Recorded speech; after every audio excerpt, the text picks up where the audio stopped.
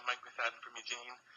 It's actually a good morning for me to talk about what I wanted to talk about because I didn't know that all the PANDA representatives were going to be here today, and they make a pretty good audience for what I'm about to say. So, many of you may not know, about a year ago, I was arrested for peaceably assembling out in that plaza when some homeless rights activists were protesting there. And even though I didn't necessarily agree with many of their tactics and how they were occupying that space, I, as an American and a believer in the Constitution, believed in their right to peaceably assemble and petition for redress of grievances from their government at the seat of their government. And because I declined to identify myself to the police officer and asserted, my right to remain silent, I was arrested and taken to jail for that. I was the only one of them who was taken to jail because I remained silent. So doubly punished there. And now it's almost a year later. I still have had no trial, no hearing in a court of law. I know that none of you can, influence the municipal court, but it's kind of ridiculous that it ended up in the municipal court in the first place if it's a county issue.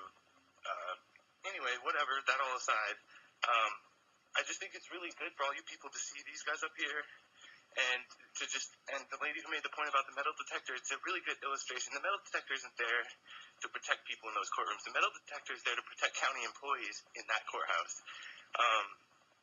A lot of people in this kind of level of government believe that they have,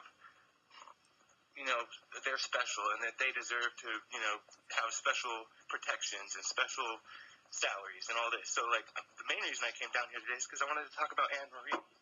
And Anne Marie's, grubbing for more money. And I just think that the issue with, Sheriff Turner thinking about moving to Florence and, Anne Marie, the price she does her job for, and then we hear from the county that it would take several tens of more thousands of dollars to do that job. Why? Why would it take more money to do that job? You people continually, not you individually, but just as a class of bureaucratic and, elected officials, just inflate their salaries and then give themselves special privileges and this and that. While the people every day who work hard and, go to work 40, sometimes more hours a week, we're struggling to get by. We don't have the same kind of, service or protection. And, with government so underfunded, I'm concerned about, the sheriff's office in particular. What is it like to be a sheriff on a skeleton crew? Those people working in dangerous circumstances, and when they're on a skeleton crew, it makes them, their job even more difficult and unsafe. And you can't justify giving Steve and Steve such huge amounts of money, even though they may be great attorney, great administrator, great people, whatever. But that represents, a theft from other sectors of the county that more need that money.